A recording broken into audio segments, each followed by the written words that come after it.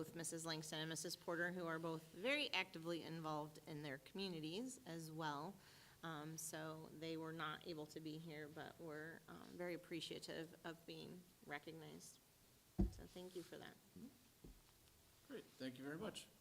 All right, citizens' requests to address the board, there are none. So we'll move on to our presentations.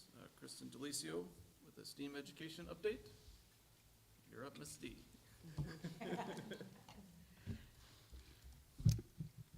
Thank you all. I love coming here and sharing about STEAM. There are a lot of changes that I'm really excited about. So we are going to STEAM into the future. Look at you with your nice little titles too. I love it.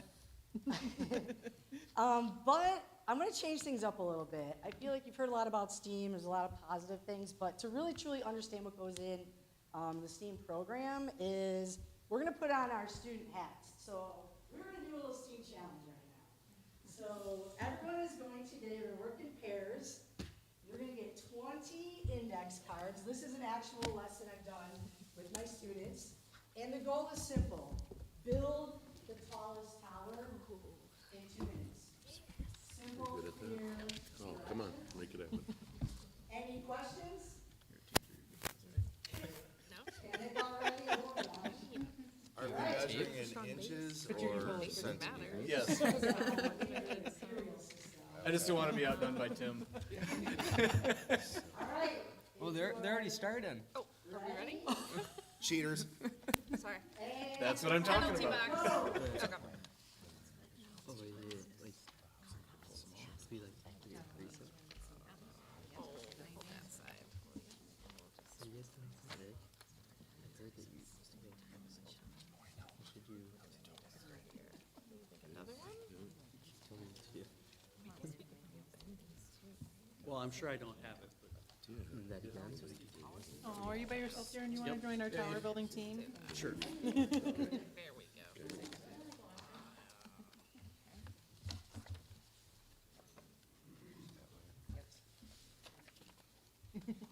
You wanted to check it all out first Yes. to make sure somebody had a good idea.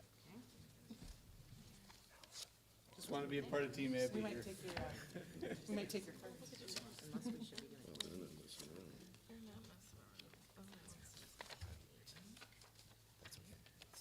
Okay, We are just about the halfway mark. 1 minute left. She's done this before. She's a teacher. oh my goodness. She's done this before. She's a teacher. What now? Oh, what? There's no way. Alex, we gotta go up. Okay, let's do this, let's try this. So I will, hold on. Oh, what's her name? Cards, but I will Oh, Let's keep doing it. we tried cheating and you caught us. Sure, bro. We got it. There's more that you could do. If there's a way you can manipulate your materials, just say go out. I already know. Second works. 20 seconds. Just alternate it, keep going high, we gotta get high. We don't know. Falling over. We went too linear. I think I can hit theirs. No. You're gonna get kicked out the class. You've done this before. I still beat them. Terrible. Yay! Hey, Oh, you're almost. Darn the luck. Made up over there. Bricks? It's all Abby. So this is an actual. I'm cheap labor. That I do early on in my classes. How many skills do you think we touched on during this 2 minutes? Well, verbal, tactile, visual, Social, emotional. social, emotional. Teamwork. Jessica yelled at me a lot, so oral. You know. Emotional regulation. Executive function. So planning. there, when I just brainstormed, there's about 12 different skills that if this was a full lesson, in those 2 minutes. Most of them are soft skills, that a lot of you were saying, right? Communication, collaboration, problem solving. If we extended it more, we can get into the actual STEAM, right? Science, technology, engineering, all that stuff. I'll tell you what I saw as an educator. Laughing. I saw no one giving up. I saw no one stomping off. I know we're adults, but yeah. I saw engagement, right? And that is so valuable, especially today in the world of education. So now with your student hands-on, you can see why students love STEAM, why it's so important. So the last 3 years since I've been here, we started the STEAM program, this is what it's looked like. Happy faces, look at it, mouths agape, awesome challenges, super fun. But, because we are HBR, and we don't just preach growth mindset, we live it. So we are like, how can we evolve this program? You don't learn STEAM like you learn multiplication or you learn the water cycle, right? You learn STEAM concepts, and you apply those concepts into the core content. And that's what's missing. Students have been compartmentalizing STEAM. They're just excited to go to STEAM, and then they're forgetting about it as soon as they leave, and they go to ELA and whatnot. So we're like, how can we change this to have students have these connections with what they're learning in STEAM and academics? So we've changed it from a standalone special where teachers had plan time to an integrated cross-curricular subject. Meaning, sometimes it's in the STEAM room, sometimes I go into their classroom, but I'm working with the teachers to directly involve STEAM subjects with a skill. Looks similar, but way more purposeful. But why change it? Well, it shows students that STEAM is everywhere, right? It makes learning more meaningful. It shows academic content in action. It requires strong planning and collaboration amongst educators, resulting in more teachers familiar with the STEAM concepts. The last 3 years, so many teachers are like, oh man, I would love to come in your class, I would love to see. I'm like, yeah, come on in, open door. But it's their plan time, so I get it, they're grading papers, they're going to the bathroom, elementary school, that's tough. So now that it's integrated with them, they're in the classroom with me, and they're seeing it. And already, we're a couple weeks into school, and they're like, where'd you get these materials? Oh, these are great ideas already. Now I know that stations can be a little loud, but things are still getting done. And then we can integrate STEAM concepts into learning our outcomes, into assessments. I'm working right now with Michelle Brewington in 5th grade on a really cool social studies formative assessment. Students are going to be making little zines, which is short for magazines. And there's a great matrix where students can showcase the mastery of that skill, but in a way that they feel confident, right? You don't have to be the strongest writer. You don't have to be the strongest at math. You can know multiple languages, right? But essays and some of this stuff is challenging. So for them to be able to express their knowledge in a way that they feel confident, that confidence just travels with them throughout as not only students, but in the future as well. And so this is what it looks like now. Here's some highlights from the last couple of weeks. 1st grade reached out to me, and they were doing a really cool science unit on color. And so we actually did a little quasi-chemistry experiment. Dish soap, food coloring, and milk. And the students were like, what? And they all went home and did it. It was really fun. 3rd grade, we talked about the purpose of a role for the success of a team. Of course, I tried to relate that to the Chicago Bulls and Michael Jordan. They're like, who? All right. So, but how you have to work as a role. So they were in groups of 3, and one person was the builder, one person was the material supplier, and one person was the inspector. And they can still communicate even though they know those other roles, but they could only act in their role. And that was challenging. And it's not going to get done in one class, right? But as we build and as we grow, they're going to know what that takes when they do group work, back in ELA and such like that. 4th grade said, hey, Mrs. D, we're working on narrative writing. There's no way you can connect STEAM to sensory words. And I said, say less. And so we went through the 5 senses, and I gave them 2 words with each sense, so 5 rounds. They had simple materials. This is 4th grade. They're working with magnetiles and blocks. So they're using very simple materials, but complex ideas where how do you use magnetiles and describe something that's scratching, right, or rustling? But they can do it, right? So it's not like following the Legos that's already telling you. These students are having to dig deep and talk to their group and say, wait a minute.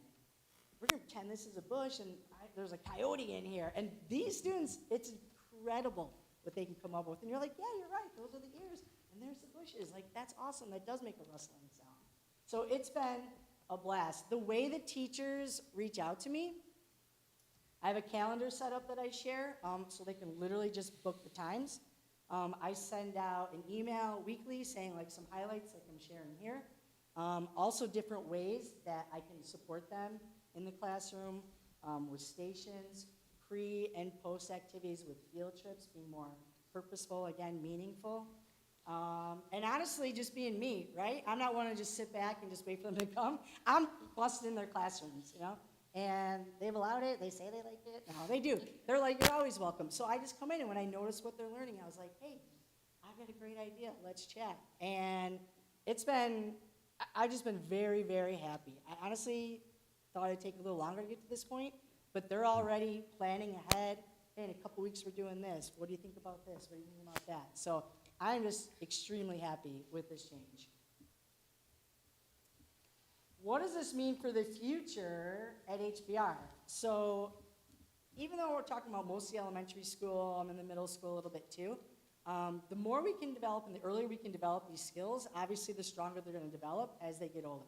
So career readiness in modern agriculture and beyond, right? Many of us know modern agriculture has changed tremendously, right? It's drones, it's data analysis. Those are some heavy skills.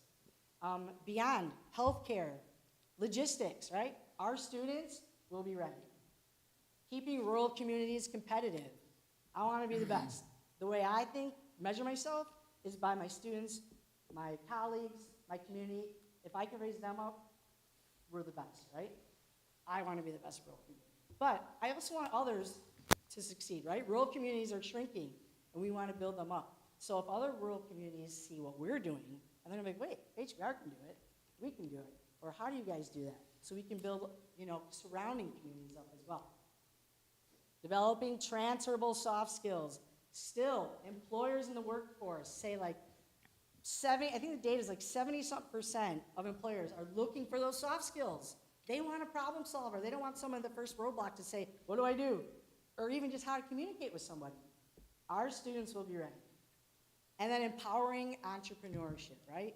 We are developing innovators. How great would it be for our students, our graduates, our alumni to become business owners and fill up those businesses that we have in town, right?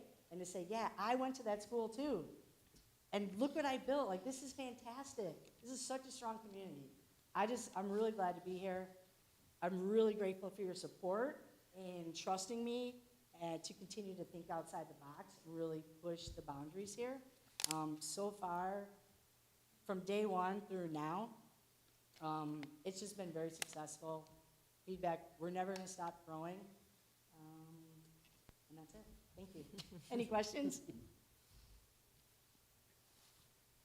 Yeah, well, first of all, thank you for this excellent presentation. The work you're doing is just fantastic. Thank you. You let off with challenges, right? Do you have material challenges, or do you have like local level challenges that we as a board can help you with or put our focus and energy toward? Yeah, when I first started, the budget was right on the money as far as starting. We have low tech, which I showed. We also have a lot of high tech. We're just able to upgrade. So they're called Spiro robots. They had a buyback program, and so I'm very conscious of a budget. Dr. Sontag is very supportive every time I come to her with things. I'm very creative. Our students are not lacking. I've been 3 summers now, if you remember, I traveled to Washington, D.C. To be with educators from across the country, and they all are like, I want to come work where you work. I was like, let's go, come on. Yeah, because of the support, not just, we've got your back with a pat on the back, but we've got the materials. They're like, what do you mean you have Spiros? What do you mean you have microbits? What do you have this, And so, honestly, at this time, we're great. We are great. I would like to see the materials in the other classroom teachers now, so they can continue what they're learning with these STEAM, with this cross-curricular, for them to have these robots, these things in there. That what I would say is the next level. But I've been lucky enough through Washington, D.C. to get grants, money for that. And again, honestly, you guys have been incredibly supportive. We're on par with STEAM materials. It's fantastic. I need some graph paper right now for 3rd grade in Richmond. Graph paper? I'm Let's good. go to No, I know. Casey's. I'll get you Right? some No, graph I paper. know, I'm teasing. Wherever this No, we have a lot of high-tech technology. We really do. So our students are loving it. Good. Thank you Great. for asking. I appreciate it. Yeah. and Kristen said it humbly, but she is a resource gatherer for sure. And so when we started the program, she gave us a prioritize ABC list, and we were able to make most of that happen, and the rest of it through, I mean, she'll constantly be sending things out to teachers. Here's a grant you can apply for. Here's this looks really cool. I got this in my classroom, and you'll remember that she got the Meta grant 2 years ago for podcasting, and so we launched that podcasting club last year. So we have a lot of really cool things happening. So thank you for coming and sharing those. I love it. Stop in the classroom anytime. Thank you. Thank you very much for all the energy you bring to the classroom, and I know all the kids love STEAM, so thanks again. It's genuine, I love it, it makes me happy, so. Great. Could you collect all the cards? Yes. Especially the ones that are still up? Is it taunting you, Tim? Listen, it would have been a, It's hey, really hey, good. there He's would gonna have be been a shaking the spit table wad over here. back in the day, Oh, yeah. knocking that thing down. Yeah. Flip the table. You must have bent the playing cards when you built card houses as a child. I did not. I just pushed them into the carpet to make them stand up a little bit better. Notice that as good students, ours are already Yes. back in the same order as you gave them to us, by the way. That's right. Yeah. All the dollar bills are facing the same direction. We got a mess over here. Look at that, totally disorganized. Yeah, but We are won- the we won, creative Tim. team. I don't know what to tell you. Creativity often comes with disorganization. Art is sometimes messy. Greg was gonna put Right. electricity in it. It was Yeah, gonna be exactly. phenomenal. I was gonna burn the place down. Oh, my goodness. All right, we'll go ahead and move on to our audit presentation. So we have Andrea Meyer here from Newkirk and Associates. Tough act to follow. Yeah, it's not as exciting, I'm sorry. Rip the pages of your audit and build designs. What games do you have? So, like I said, I'm Andrea from Newkirk and Associates. In front of you, you have fiscal year 25's audit. So we're gonna start with our letter to the board, and so I inserted that in the back, so if you wanna pull that out first. Our professional standards require that we communicate certain matters at the conclusion of an audit to the board, and this is how we do it by writing you this letter here. So it really starts on page 2, and a couple of the items that we're required to communicate is whether we had any disagreements with management, which I'm pleased to say we did not.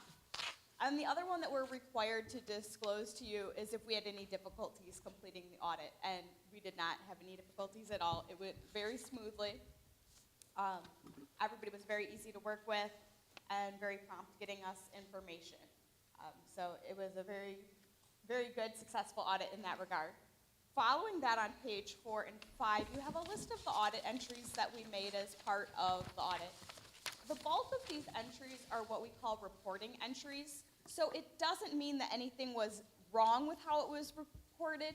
ISB has certain lines on the AFR, and this just kind of puts amounts and organizes stuff so that it flows through to ISB's AFR better. It doesn't change the fund balances or things like that. It may just be moving, like leases, for example. ISB has changed every year. They have a different spot where they want leases to be recorded. So it's just really kind of getting those in our system so that it flows through into the AFR easier. So there really weren't any journal entries that I would say are concerning or that you should be worried about. Your bookkeepers are doing a great job. And then finally, we conclude with a discussion of internal controls. So we don't audit internal controls, but as part of when we're auditing the financial statements, we do take a look at internal controls, and if we notice anything that is a material weakness or a significant deficiency, we point it out to you. And I'm pleased to say that we did not find any material weaknesses or significant deficiencies. You guys do a great job segregating duties. So that's usually where we see an issue, is in smaller districts, whether it's a school district or a local government, there's just not enough personnel to divide up duties. So they say that custody, recording, and reconciliation should all be separated. But with Susan and Tina, you guys have found a way to break up all those duties, and you have segregated them nicely. So we really didn't have anything to point out there. The only thing we did include on the last page is an other comment, so it really doesn't rise to the level of a significant deficiency or a material weakness. It's just something that we noticed while we were auditing that would be maybe room for improvement. And that's that your credit card policy says that everybody that has a card should sign a statement that they've read the policy and they're familiar with it, and that should be kept on file. So Jessica and I talked about that, and I'm sure that's probably something that is They're all already signed in the now. works. Oh, they're already all signed. Yep. So you should be very pleased with that. Very minimal comments. You guys are doing a great job with a lot of your controls and things like that. So then moving on to the audit. The bound copy in front of you is your official audit. And we're just going to kind of walk through, and I'm just going to kind of explain how it's laid out and a little bit about your financial statements. And if you have any questions, feel free to let me know. It's going to start with the opinion. So that's our opinion on the financial statements. And we've issued what is called an unmodified opinion. It's also referred to as a clean audit opinion. So that's the best audit opinion you can receive for your financial statements. The only thing that may be slightly confusing is when you look at it, you'll notice that there's an adverse opinion on U.S. generally accepted accounting principles. So that's what's called GAAP. And ISB has their own, it's called regulatory accounting. They set their own accounting rules, and they want their financial statements to look a certain way, be organized a certain way. So this is just saying that these statements are not GAAP. They are designed to meet ISB's requirements, which is what you're required to do. But that's why it says adverse there. It's not anything to do with your financial statements themselves. It's just letting the reader know how the financial statements are prepared. Then we will continue on. The first part is going to be what is ISB's regulatory financial statements. So they have a set form that all school districts follow. And so on page 3, they just have, it's kind of some statistical gathering. And then when you get to page 4, this is where they have the financial profile summary. So they take all of the information in your audit and they calculate a score. And so your projected profile score is recognition. This year it's a 3.65. The highest would be a 4. The biggest impact for you this year was the change in the teachers' contracts. So you switched to how you paid out the teachers' contracts, so more in salary was paid out in fiscal year 25 than typically is paid out. I saw in your board minutes you had a discussion of that. Dr. Sontag already kind of told you that your expenses were higher than they normally are because you were pushing a couple months of expenditures into the fiscal year that aren't usually there. Going forward, once you're on that continuous schedule, it'll even out. But that's probably why the score dipped a little bit this year from where it was before. It's just an issue of timing with those salaries that were paid out. A real quick question on that. That doesn't change. We had a different auditing firm Yep. before. That doesn't, your guys' score works within their So formula, it's really right? ISB's It's the score. ISB's formula. Yep. So what ISB does is they create an Excel template, and we're just kind of putting the numbers into the Excel template where they need to go. They design the formulas, they set up the template, and so their score automatically calculates based on the numbers that are in there, which is a funny side note. ISB didn't even update their headings, and it was your bookkeeper, Susan, who happened to notice that and had a great catch on that and saved all the other school districts from having it say 2024 on it. Nice. So then it's going to start with what you would think of as a balance sheet.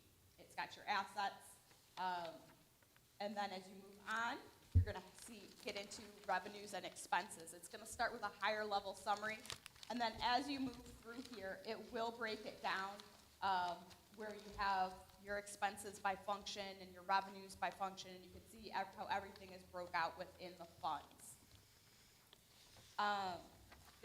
Once you get through all of that, let's see here, page 26, ISB has a schedule of debt. So this kind of shows you where your beginning debt balances were, what was paid down, and what the ending balances are. I will say that it's hard to read, and it's not organized very well the way they have it laid out. They used to break apart leases from bonded debt.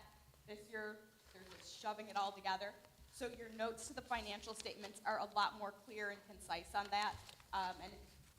And I would say the same with fixed assets, that some of those schedules, you would probably find the notes to be more useful than the ISB financial statements for those things. You can pretty much skip through most of the CARES section. So that was your ARPA and ESSER funds, which there was a little bit hanging out here in fiscal year 25, but for the most part, all of the COVID money has dried up. Expenditures are done. So most of that is going to be zero for your district and most districts in Illinois. The other thing that districts also find useful is page 37, begins the calculation of your operating expenses per pupil. And so I will leave that there for you and highlight those pages because I know a lot of boards discuss those numbers. But then we will move into the notes to the financial statements. So flip through to where it says notes 1. So your notes to the financial statements really just go deeper into the district's accounting policies and provide more in-depth information than what you're going to find in the financial statements themselves. It's going to start with just your basic accounting principles and how the district accounts for certain things. Where you're going to find probably the most useful information will be starting on page 12. That will have a breakdown of your fixed assets. So it gives you a breakdown of the cost and how much has been depreciated out. And then the other note that is useful to a lot of districts, I would say, would be debt. And so your long-term debt actually starts on page 15 with subscription-based information technology arrangements. And that's a new one that a lot of people aren't familiar with. They shortened this to BDAs. So it's a new accounting term within the last couple years. And last year was the first year that you had them in your financial statements. What it is think of it as a lease for technology. So it used to be that if you leased your software, it would just be counted for as a lease. Now it has a special name and its own note disclosure. But essentially, it's a lease. So yours are your Skyward software. And it's accounted for the same as debt, but it gets broken out just a little bit separate. Then it's going to move into a discussion of the leases. And then finally, it gets into your bonded debt. So as you move through to page 17, you'll see more of a breakdown of how the balances change on the repayments. And then as you wrap up, how much you still have to pay down as the years in the future. So why is there such nuanced reporting on leases but not long-term debt? So you have a board that is always in transition, and they see the audit and they'll see that bonds have been taken out. I think you have them as 2015 series and all of that. Yep. Why is there not an explanation? Does there need to be an explanation on why we're carrying that debt? Do you, as an auditing firm, are you concerned about that, or does? No, on page 16, it does give a little more information about the debt, but the why behind it, I can't think of any financial statements, whether you're talking about a private company or a village or a fire department or anywhere else, that is really going to disclose the why. Okay. I think the assumption is you wouldn't take out debt if you really didn't need it. And overall, your financial ratios and your scores are still healthy. You're still in a healthy financial position. You haven't taken out more debt than you can repay in coming years. So there is, as part of the debt note, there is a discussion of your debt margin. So there are rules about, based on the EAB, the assessed EAV, how much debt you can have. take it, yeah. And you're still well under that limit. And even though your subitas and your leases are treated as debt, they don't count against that debt Yeah. margin. Okay. So I think that really, those are the biggest things that I wanted to point out in the financial statements. Does anybody have any other questions on it? I know it's kind of a lot because I've dropped it in your lap and you don't read these on a regular basis like I do all day. So I always like to say that if you take it home and you think it over, or you sleep on it and you do have a question, you're like, oh, I wish I would have asked that. Justin does have my contact information, and I would be more than happy to answer any phone calls or emails, and answer any other questions that you have as you look it over, whether it's about the financial statements themselves or the audit process in general. We like to help our districts. We do the audit, but we're also there throughout the year for questions and things like that. So we want to help you guys be as successful as you can be. I didn't see it in here, it may be in the notes that I may have overlooked. How long did the audit process take? It was gonna start to finish? So we do our audits a little bit different than some firms in that we come out for what's called a planning day. Okay, So we come out, I'm thinking it was the very end of June, maybe beginning of July. We come out. This year was a little bit longer just because it was an initial audit for us, so we had to do a lot of initial documentation. But in a typical year, like for a returning audit, we'd probably only be there for about half a day. And it's just kind of updating internal controls, talking to the bookkeepers, have processes changed, have procedures changed, and we get the confirmations signed and get things mailed out.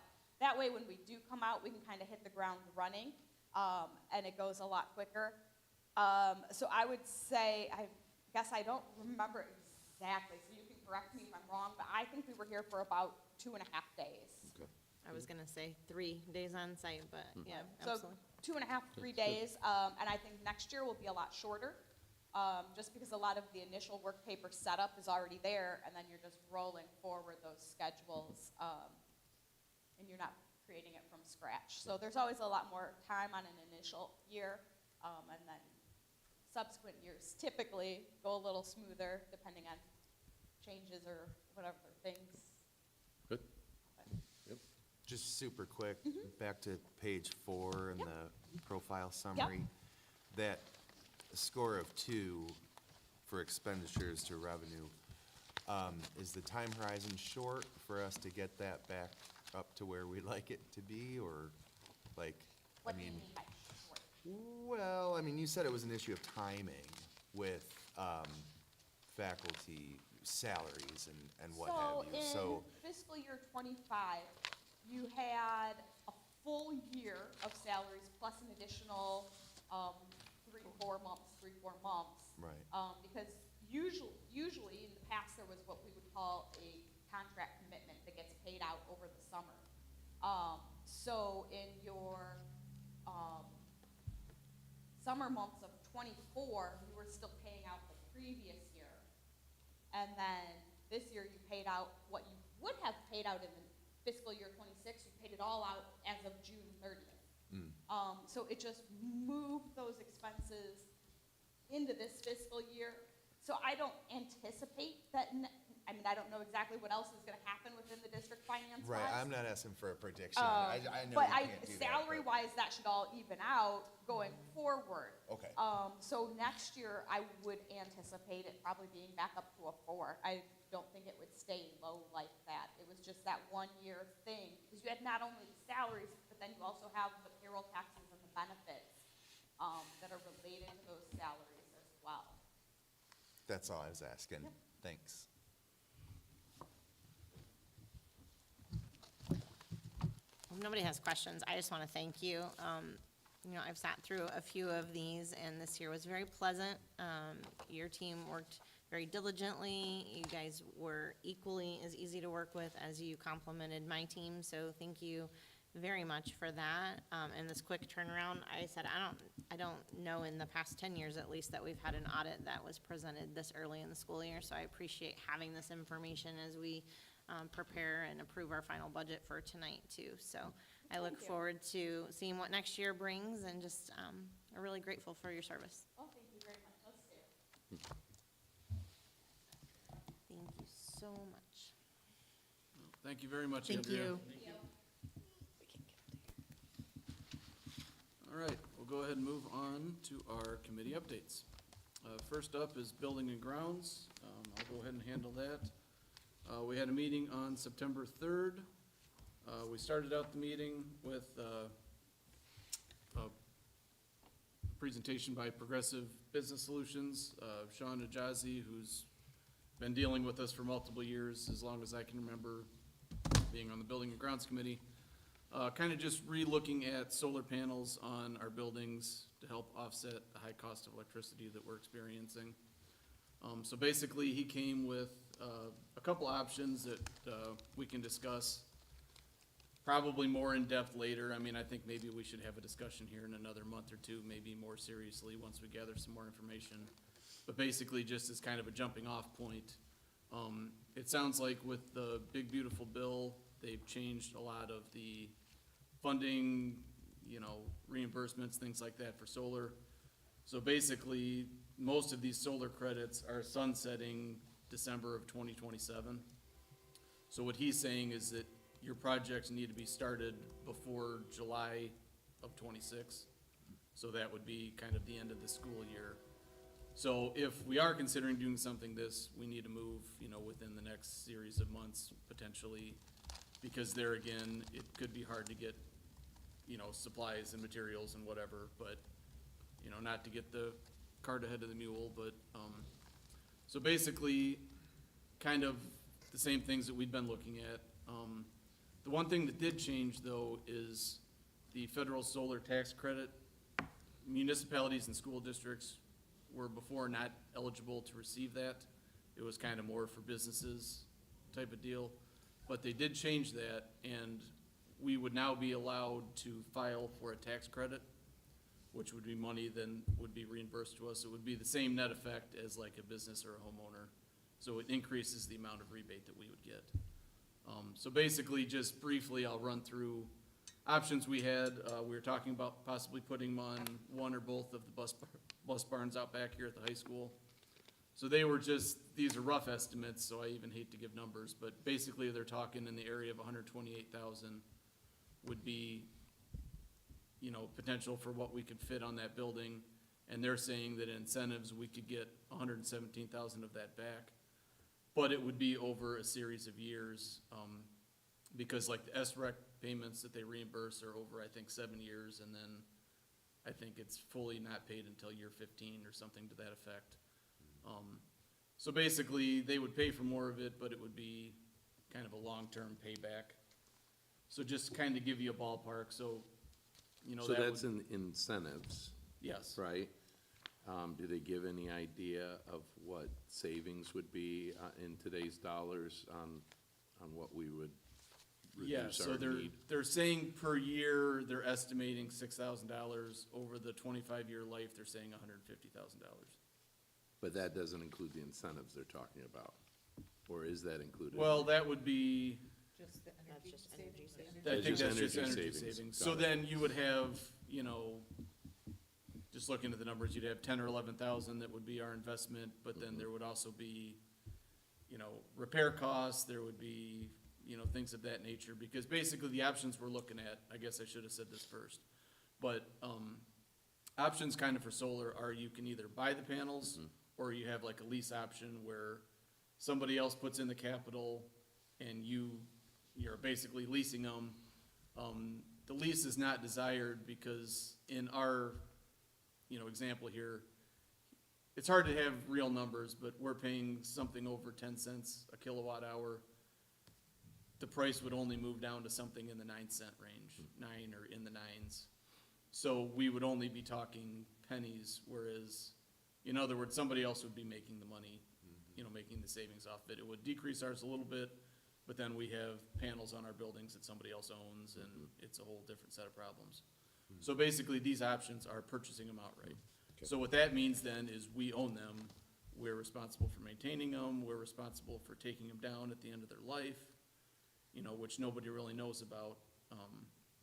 you know, I would assume that by that time, there will be a program where companies will take your old panels down, put your new panels up, but you can't even speculate on what that would cost, or, Or if it will even exist. yes, I mean, you know, there's scrap value for the panels, but it's not more than what it costs to take them down, so that could potentially be a cost for the future.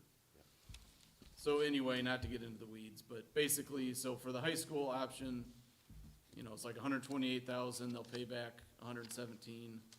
For the grade school option, we talked about possibly putting them, you know, an option would be to put them on the old concrete plant. So we could get more panels up there because it's larger surface area. So that system cost would be about $170, and our reimbursement would be about $157. And there would be more projected energy savings. Yes, there's more because savings because there's more panels, so that is, you know, $8,000 a year, and it's, you know, $199,500 over the course of the 25 years. Would there be any,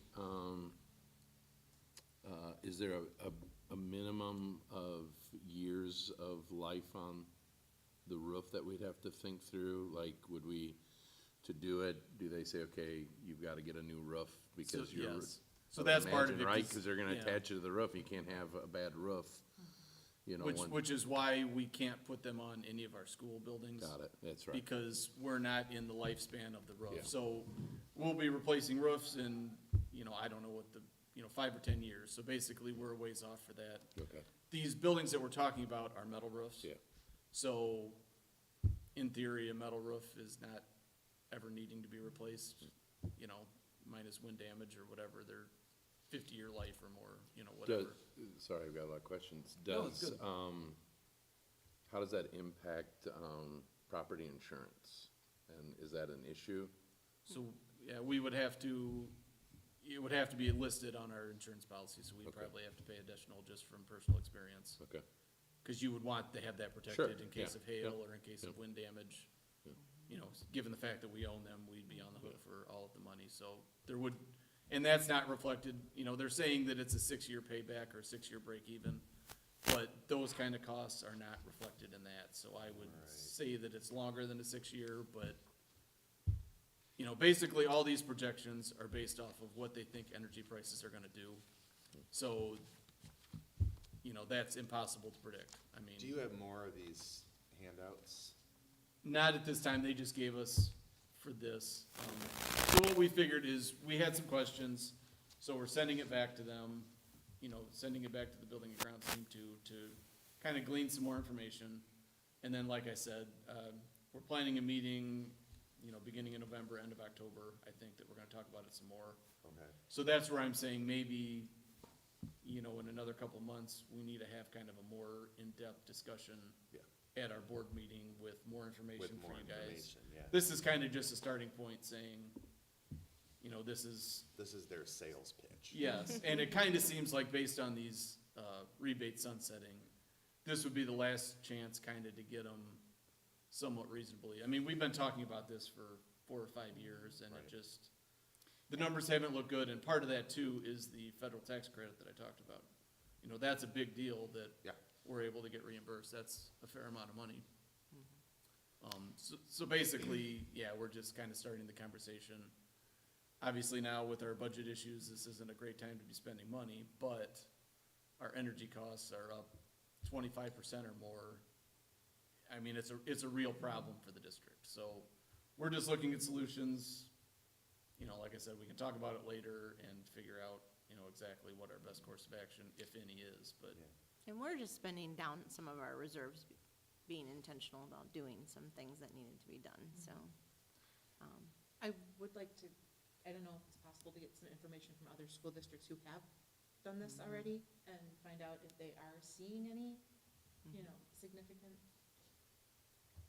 cost effect. Is it Right, worth at it? what point? Is it worth it? Yeah. Yes, yes. If they're.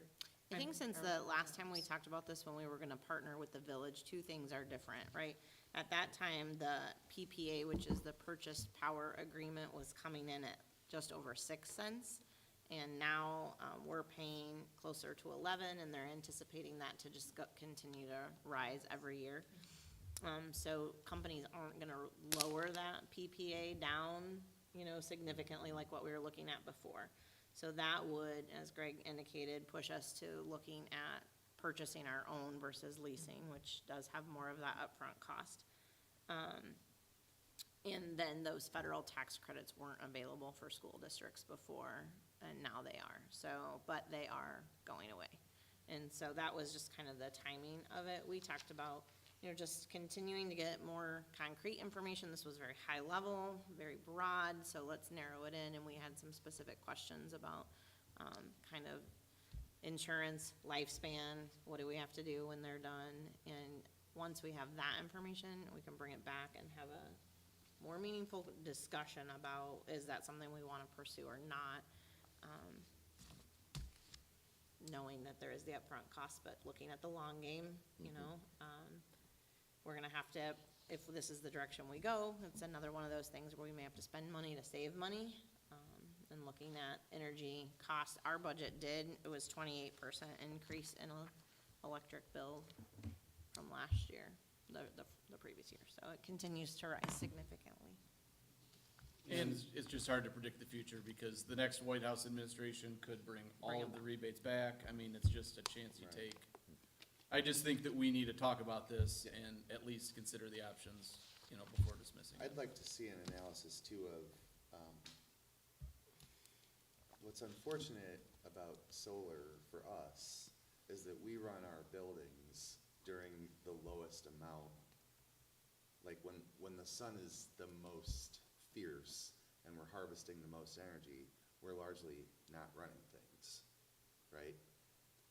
Which they do have net metering, so basically it's electricity in, electricity out. So there are options to buy batteries, there are options to buy batteries to store, but that's more money. super expensive. Yeah. But in Illinois, they have net metering, so basically it's just kilowatts in, kilowatts out. So it doesn't matter when you're producing it or using it, it just all kind of flows together and they monitor, what you're producing versus what you're using. Gotcha. And depending on, how, if we decided to do this, we may have an option to add batteries later if we wanted to look at that route. Yeah. And the other thing is the numbers that we were talking about as far as the projected savings over time, that's for 25 years. So if the panels actually lasted us 35 years, there would be we would be getting additional money back that's not in that number. Right? We just don't know how long the panels would actually last. Right, or if they stay as efficient over time. And they won't, we know that. Right. But it's, at some point, the panels, if we decided down the road to do nothing, the panels could just stay up there and produce power, but at a lower efficiency rate. Right. Who knows how many years. Yeah. But that may still be better than paying to remove them. Right. Yeah. And we don't know maintenance costs either necessarily. I mean, none of that's projected, because everything eventually goes bad, so it's just a matter of, how long and how much it costs to fix it, And right now, we are focusing in on panels on bus barns and machine shops. We're not talking solar fields on Correct. usable property and all of that. Which is an option, but we kind of at Building and Grounds have kind of always had the opinion of, we don't want to tie up our valuable real estate with panels, sometimes they get to be unsightly. It's just not the look that we Yeah. are looking for, but it's an option. I mean, a lot of schools have them, it is an option, but we just, for the aesthetics of it, just, And to protect the plot out there, that was definitely untouchable from the Buildings and Grounds Committee. There was discussion at one point about potentially using some of the land that we purchased last year. However, the array wouldn't really be large enough on that plot of land to gain much of an energy reduction. The elementary school, where it would be located, is actually a pretty simple run, it sounded like, and so it would be another reason why we would get so much more savings back in general from that, so. Because the other issue that we have is that there's a distance where it becomes much less efficient for, the power, to push the To power. deliver it. Right. Right, and so, they look at all that when they tell us, like, hey, this location would be good, this location would be good. We've talked about, well, if we went, this way or we went that way, what would it look like? And some of the answers were, well, you're greatly increasing your costs to get the power there and to run everything, and then your efficiency, you're reducing your efficiencies too. So we would be primarily using the power we're generating than any real prospect of deliverables. I get the net. Yes. But They would not pay us for anything that we put on the line. Yeah. But these, I mean, I don't know the percentage, but it's not 50% of what we use probably, right, of what we'd be proposing in solar panel. I mean, it would be putting a dent into our electricity yeah, bill. but it's not wiping it out. It's, Yes, yeah, we would need yeah. a very large array to wipe it out, and it would have to be, Well, you Dr. can't Sontag can work by candlelight, that would help, and we'll just go from Happily. there. because you can't transfer it between buildings. It has to be generated to the meter of that address. So like, you can't put all the panels in one spot and, change it to the bills of the other buildings. Yeah. It would have to be in all three locations. Okay. The middle school, we're not talking about because there's basically no good options there other than on the ground. Yeah. So, we kind of figured, or Sean figured, that we would start kind of here and see where it goes, and at least a jumping off point, That's good. So there will be more to come on that. So then we moved into the rest of our meeting, had an update from the transportation department. They're using their lift, but they got some new bus lift, or a new bus lift that they're able to lift the buses up with. So they're able to do more brake work, more, work on the buses themselves.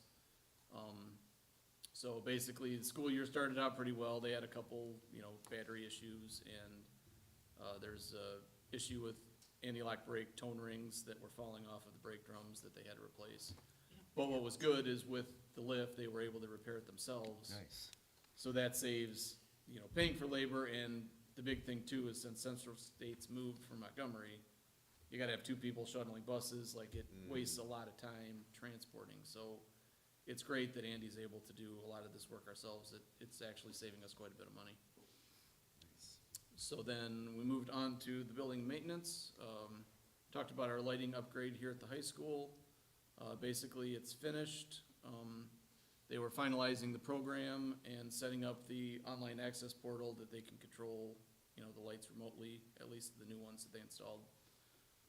Basically, they're down to punch list. There was a couple, lights above sinks and bathrooms that they missed, kind of just small things that, Mr. Creech was going through and just making sure they got everything.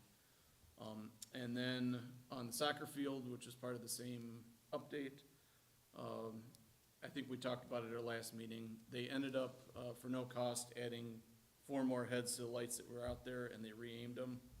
So they're a little better. So we're still talking with Midwest Mechanical, who is the contractor. Installer, okay. The installers were a subcontractor. We're talking to them, just kind of get their opinion and see if we're being too critical, or, I can provide an update on Okay. that real quick. So we had a call, Mr. Creech and I yesterday spoke with the owner. They definitely want us to be very pleased and very excited to have these upgraded lights.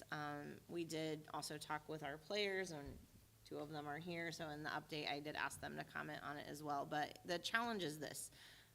We only have the 4 poles out there. We retrofitted the lights, right, into an existing structure. So the architecture design of those poles and the positioning of the poles is limiting getting the most ideal filtering of the light across the field, or diffusing. So the 4 lights that they put in are diffused lights. And so they're not super bright. They're not gonna be super bright. They added a little bit more light diffusing into those corners to try to make them not as dark. One of the options that he suggested or brought up, he didn't actually think it was the best idea, but he said he would do it, is we could switch out those diffuser lights for floodlights. He said that the corners will be very bright and then may detract the rest of the field and make the rest of the field look less lit up. He promised it wouldn't be blinding or any of that, but what he did say is then you're gonna have this high lighting in each one of the corners, and then as they shift into the rest of the field, or if you're in the stands, it's gonna look very uneven in the lighting. If we wanted to do that, he will do that for free at no cost, but he is very cautious that is gonna be not what we want it to be either. We did talk about adding another layer. If you look around some other, stadiums, they have more lights on each pole. That would come at a cost, so he's gonna price that out just so we would know what that cost would be. If we determine down the road to do anything else with that field, and we put in new light poles, then when we're not retrofitting the existing, we might be able to add more, do something different, or, you know, potentially take those poles if we ever wanted to and put them around the baseball field and get new lighting if we did something different around the main stadium field there. So some different ideas. They want to work with us, but I want to know from the players' perspective too, you know, when we get there, like what that looks like for them, because I think it looks different on the field than it does from the stands too, potentially. So it sounds like a lot of anecdotal. Is there any empirical evidence or? I mean, they have done light studies if yeah, we want so to it- see them. Well, yeah, and I'm not a lighting expert or Yeah. anything, but I would say the natural response in the stands is it's dark, right? That's what you get. And again, it's anecdotal. Right. Are we hitting I don't want to say minimum, but are we hitting the minimum of what we need, foot candles and measurements of light that we need? Are they communicating that, or are they acknowledging it's dark and here are the reasons why? I think they believe that we are meeting the standards of the lighting that we need. Okay. They recognize from being out here at times with our Buildings and Grounds Committee and Mr. Creech that there are places where there are shadows on the field. They want us to be happy, so I think they're gonna try to work with us until we feel like it's best, but from the light study and the data place that they're in, I believe they feel that we're meeting a standard. It is better, the light study would show that it is better than what it was previous Okay. to this. Okay. So it is improved, and then, you know, but whatever it looks like from our vantage point in the stands, I think, I agree, I mean, there are some dark spots. But the players, do you guys wanna just talk about, like, I mean, Mr. B actually mentioned it after soccer practice because he knew we were going to the board meeting. He said from the community's perspective that it's like bright, like in the main stands, that they can't really see because of how bright it is shining. So I mean, I don't know. from a player perspective, what does it look like on the Yeah, field? I think the brightness is the angle of the Yeah. lights in the stands is bright to the stands, I think is because that is, when you sit in the stands, what do you call it? The angle of the light is pretty bright, so. I could say, playing on the field, it's nice. It's definitely a lot brighter, but not too bright.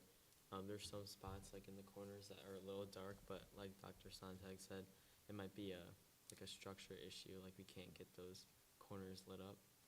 Can you see the ball when the corner kick's coming to you? That's all that Yeah. matters, Alex. Yeah, they're not. We wanna make too sure our bright. goalie's happy. I'd say the sun is worse. The so sun I'd was go- bad the other day. Yeah. I heard one of the Fix goalies that. say, Put it on an I can't actuator see so we can put it anything. at the opposing team's goalie. Well, that's what the goalie said. He goes, Have I him move can't him during see the game." anything. I said, kick the ball. If he can't see anything, now's the time to kick it. But yeah, I've also heard mixed thoughts on it.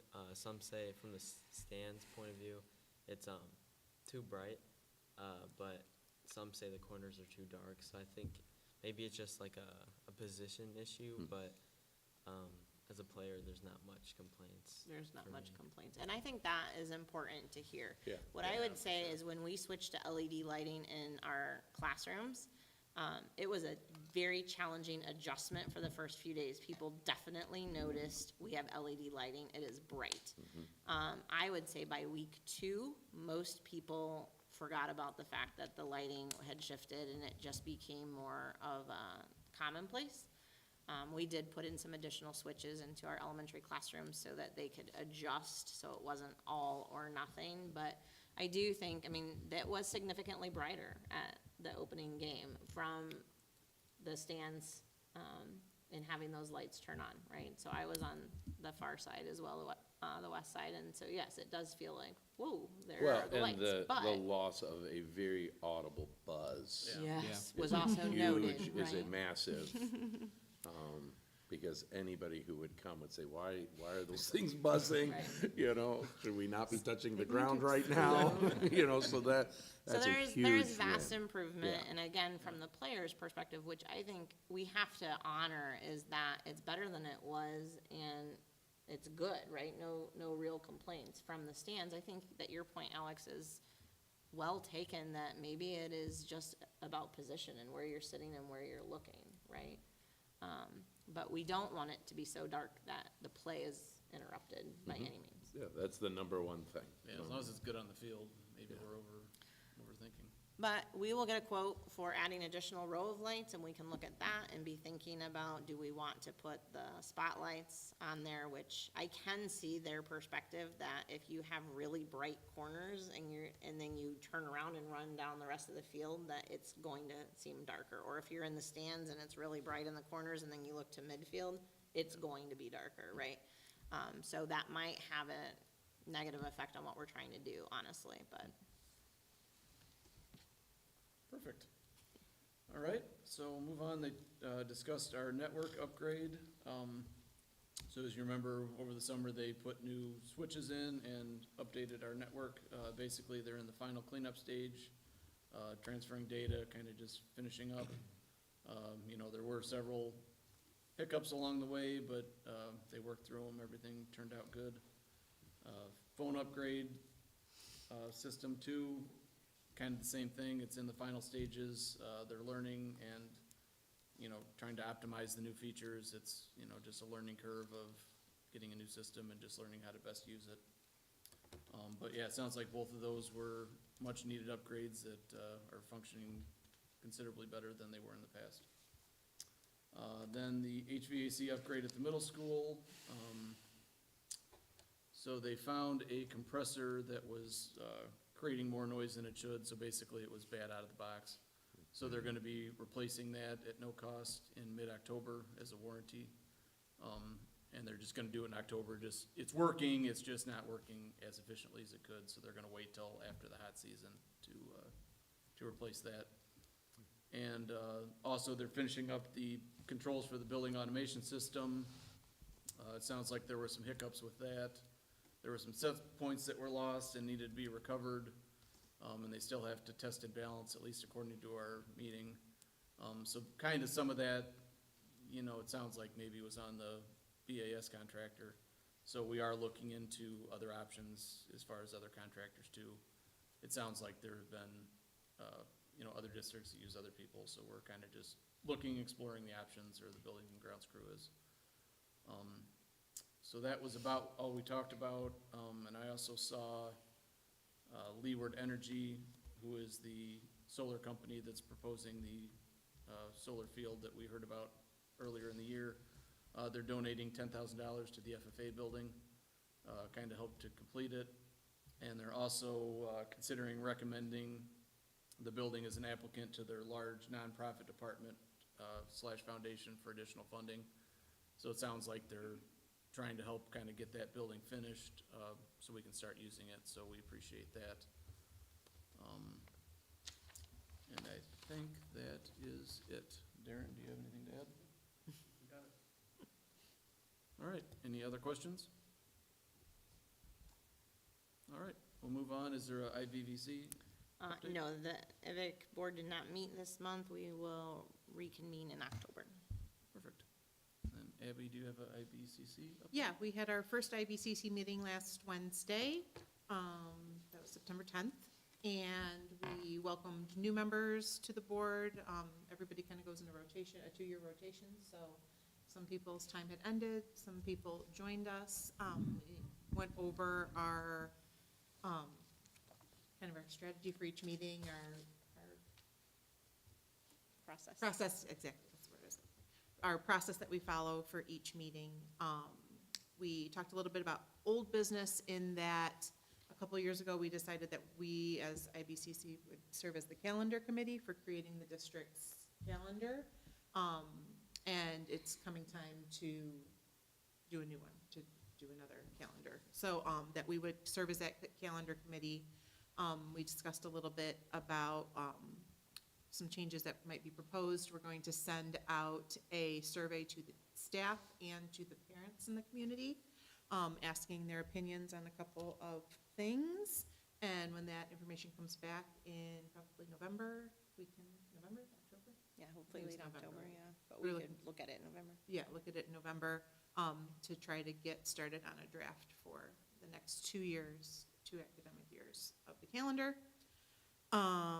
And then we also discussed, nobody had brought any current topics for consideration, but Jessica kind of threw one out there for us to kind of see, so the new people can kind of see how things run, and that was regarding printing in the schools, and the cost of printing is kind of up there, and we were looking to find strategies for how to bring those costs down, especially in color printing, and there were a lot of opinions on where we could do things, so I think we're gonna start with, what did you say? We're gonna start with the teachers were going to be more mindful of it, of their printing and going and picking it up, and Sounds like we have some students who like to send things to the Oh. colored printers an awful lot, so we're gonna limit student printing. we're going to eliminate some of the printers that teachers have on certain computers, so that things don't accidentally get sent to other buildings as well. We found that as our students move from building to building, their Chromebooks too have not been, we haven't removed printers, so some students are erroneously printing to other buildings, as are our staff. And so just talked about some ways to mitigate that. One solution was what I'm sure that you see at the university, and I express that I have to do this when I'm teaching at university level too, but you put in your swipe card to release the prints, so that we're not printing and then leaving them. At this point in time, that was not a shared solution, and so we're gonna try some other things first to see if we can be more efficient. If we're not, then we would revisit that as a solution. And so it was just a good topic to throw out there, knowing that there would be a lot of interest and brainstorming around it to practice the interest-based process. And I think that that was successful. Yeah, absolutely. What do the students need to print? So it varies across the district, right? We learned that kindergarten through second grade probably doesn't need to print anything. And so we could remove that. But at the high school level, students are printing, often a lot of the times the teachers would request a printed version of something to be turned in, or students might prefer to take notes on paper, which I'm a fan of the whole, hand-brain connection as far as writing, right? So if students want to print different things to write on, we want to be able to support that. If they're doing research, they might print some things to annotate differently. So at the high school level, I think we print a lot from a student perspective, but they have the printer here in the library that is designated for student printing. At the elementary school, I think it's a lot of kids playing around on their Chromebooks. And at the middle school, it varies depending on the class. STEAM and science, I think they actually print more frequently than other classes we learned. So we put some parameters in place, and we'll just revisit it. Our contract is up, our lease for our copy machines and printers is up this year. And so that's kind of why it's on our minds, as we look to go out for proposals for printing. What are the parameters that we need to have, and what can we do less of versus paying for? Yeah. So color is nice, but we don't always have to print a color. All right, That was anything it. else? Right, we'll meet again next month. Perfect. All right, we'll go ahead and move on to our student representative update. Yeah, Alex and so Matthew. I'll start off with the sports update. So it's hard to believe, but the fall sports season is just about halfway through. So golf has 2 more weeks until regionals. The girls have regionals on Tuesday, and then we would have the regionals on Wednesday, the boys will. So the girls are traveling to Oregon for regionals, and then boys are traveling to Dwight. We also have 4 new coaches this year for fall sports, 2 new volleyball coaches, and then also 2 new golf coaches. And they're all doing well. Additionally, our soccer field has upgraded our benches, so we have like bigger dugouts, and then as well as the new lights that we just talked about. And we noted that there's no longer a hump, so which is great. We would like to thank our maintenance team for making that happen, and the soccer team couldn't be more grateful. Part of the sports update would be dual sports. So this year, our athletic program approved the dual sport, which many students have taken advantage of. Me personally, I played 2 sports. So I played golf and soccer. So golf would be my primary, and then soccer would be my secondary. Every week, I would send a text, or like through Remind, I would send a text to my coaches, and tell them like where I'll be at each day. So that's been helpful for them. But some challenges with the dual sports would be like a competition, like both on the same day. So I know next week there's 2 golf meets on the Monday and Tuesday, and then there's 2 soccer games on the Monday and Tuesday. But other than that, I can say that everyone participating in dual sports is enjoying it. And then Mr. Wilkie, the new student engagement coordinator and also the assistant AD, he's been a great addition to the HBR staff. Seeing him in the hallways, always having a conversation with them. And also, I mean, like as a student, I'm not able to see it, but I'm sure he helps Mrs. Lauer a lot during the school day. And also Mrs. Halverson during the sporting events as well. Because, I mean, Mrs. Halverson can't be monitoring the soccer games and doing concessions. So he's been supporting her through that. And then he's also have gone to some golf meets too. So he went to one in Lyle, which, I mean, he lives close to there, but then he also went to the Little 10 conference meet on Monday. So that was very great to see him there, which it helped us, which it supported us as a team. So, yeah. And then Sandwich Fair. So on the Thursday of Sandwich Fair, HBR FFA hosted the petting zoo, which every local FFA chapter gets a day to host the barn. Along with the petting zoo, the middle school officially signed the charter, which all 6 state officers came to sign it. After the signing, Mrs. Sanderson, Miss Dye, and Mrs. Torman went on the noon show with WSY. So they had probably a good 30-minute interview with Chris Schweindel, I think his last name is. And then the next day, myself and other local FFA officers or presidents were interviewed by Max Armstrong during the noon show. So yeah, it's a great day. All right, I'll take over now. As we discussed last year, we have moved 2 lunch periods into 1 full period. Matthew and I think that has gone well, and it doesn't feel that much has changed during our lunch. Although after eating lunch, we have about 15 minutes or so in the gym or outside, and during that time, it gets a little crowded and chaotic, but other than that, it has gone well with very few or no problems. Can you explain that? What's gonna happen in the winter? I mean, Like, if you guys can go outside, Yeah. right? Where does it get packed or chaotic? So far, everyone has gone to the gym. Nobody has like gone outside. Oh, really? Yeah. Oh, So okay. I mean, like it's packed, but I mean it's not Fun horrible. packed. Yeah. Yeah, I And the don't think it's- library is open during that time too. Yeah. If students choose to engage in some schoolwork or quieter activity. I Is don't the think other it's- or is the other gym open as well, or does everybody stay? I believe it's if, for example, one day we had the blood drive in the main gym, Mm-hmm. and so we went to the aux gym. Aux gym. So it's normally kept to 1 gym, Okay. but we always have 1 gym, I believe, during our lunch period for those students to go. But I don't think it's at a concern. In the winter, Ms. Lauer strategically has supervision in all places, right? So we have someone outside, we have someone in the library, we have someone who stays in the cafeteria rotunda, and someone who goes to the gym. So when it's winter time, that second teacher who's outside could go into the secondary gym, but right now, just to spread everybody out, we're only utilizing 1. So yeah, I don't think like the is like a concern. It's not a deterrent. Yeah. Okay. Continuing on, new this year is student support, which is similar to a study hall. The only difference is this class meets in the library and is monitored by 1 or 2 teachers.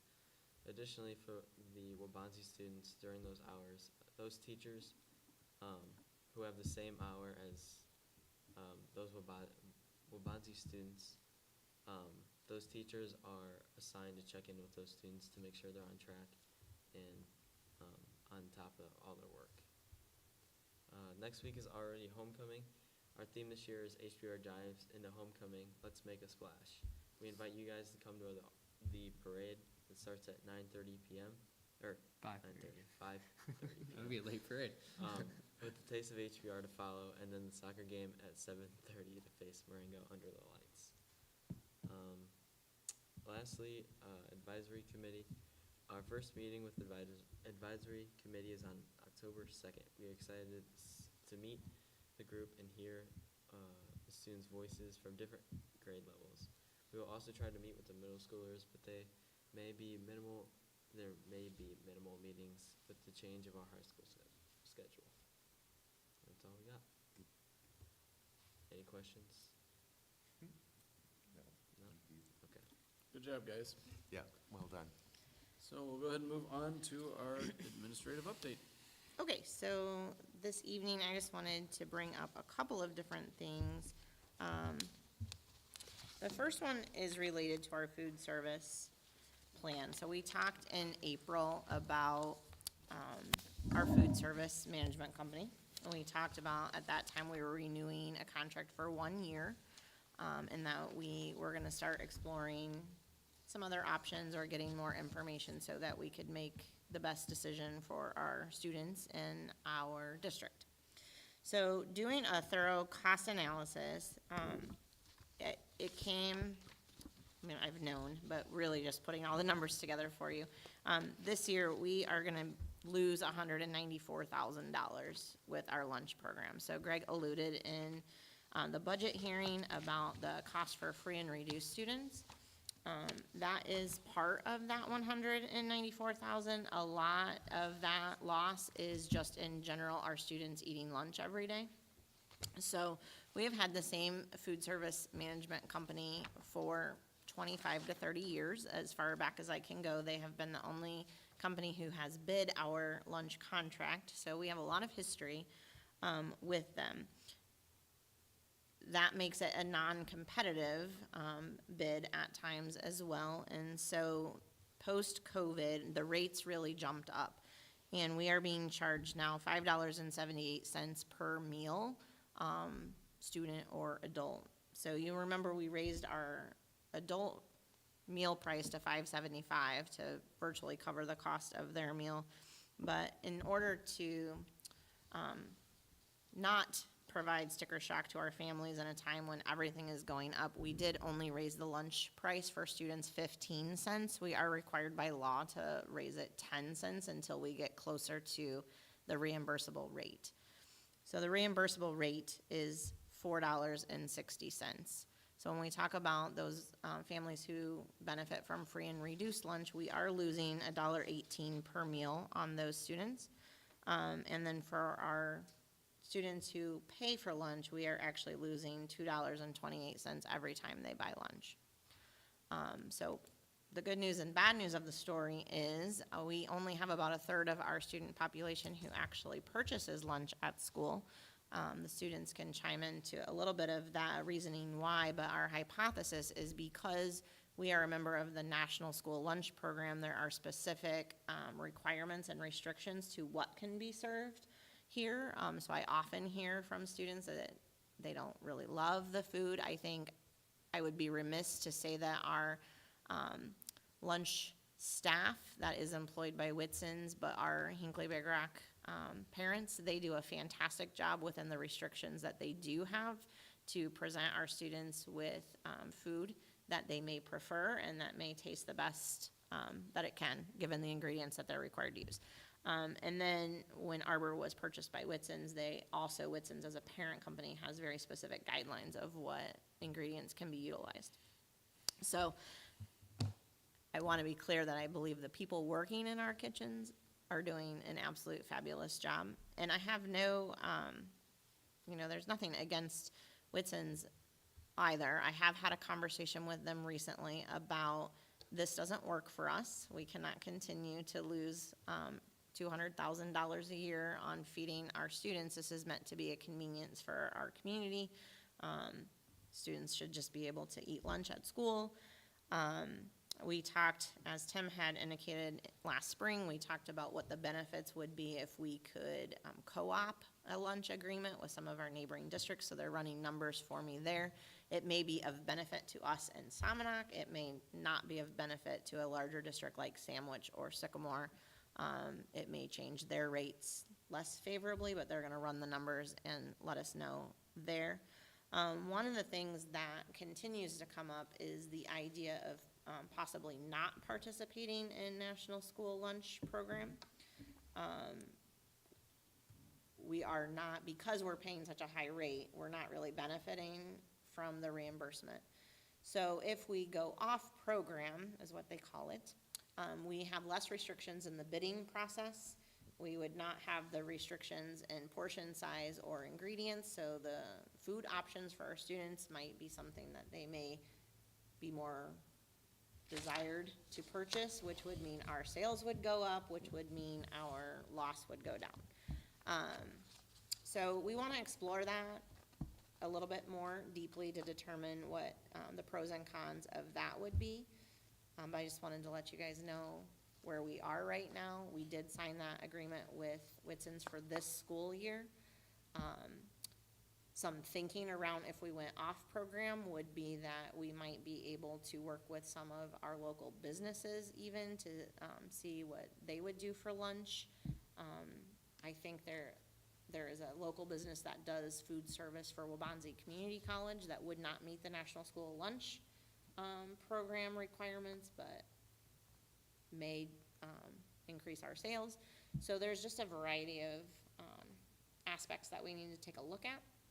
I think starting with understanding from our students and our families of why only 28% of our population is choosing to purchase school lunch would be helpful. Is it the food itself? Is it, the portion sizes? Sometimes our kids buy multiple entrees to get enough food at the high school, or athletes especially. A la carte prices are even higher. And what is what is reasonable for our community to pay for a school lunch? Because right now we're charging $3.50.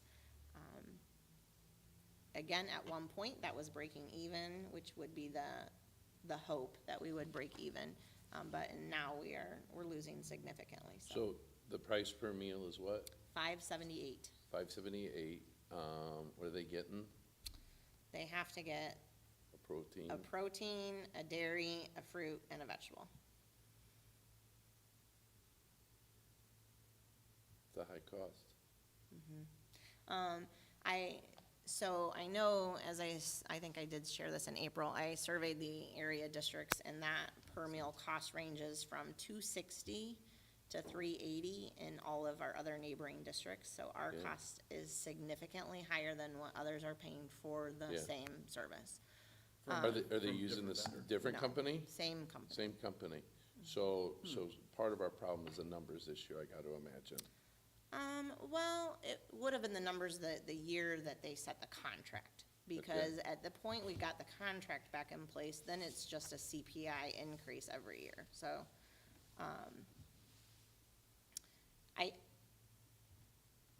I think part of it is they are the only company that has bid us, but they are the only company that has bid the other districts as well. So when I ask them, they say it is about enrollment.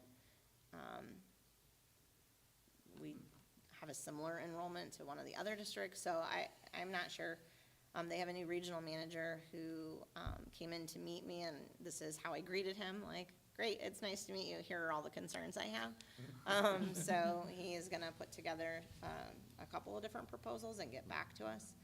I have had the opportunity to speak with a couple of other companies through some of the conferences and even the III conference, the exhibit halls where you can speak with different vendors about what their food costs are and what type of food they provide for districts. I've been really encouraging many of them, like, hey, come out to Hinckley-Big Rock. We're not that much further west. You could bid our lunch. I will say that Indian Creek is not a part of National School Lunch Program, nor do they work with a food service provider. So They that do was- it all in-house. And so I've been talking with Chad Willis, the superintendent there too, to learn more about how they manage that and what does that look like. They're very happy with that model, and they've been doing that for quite some time, so, Well, and you're leveraging what you said was a positive, and that's our staff. correct. That was gonna be my question, Yeah.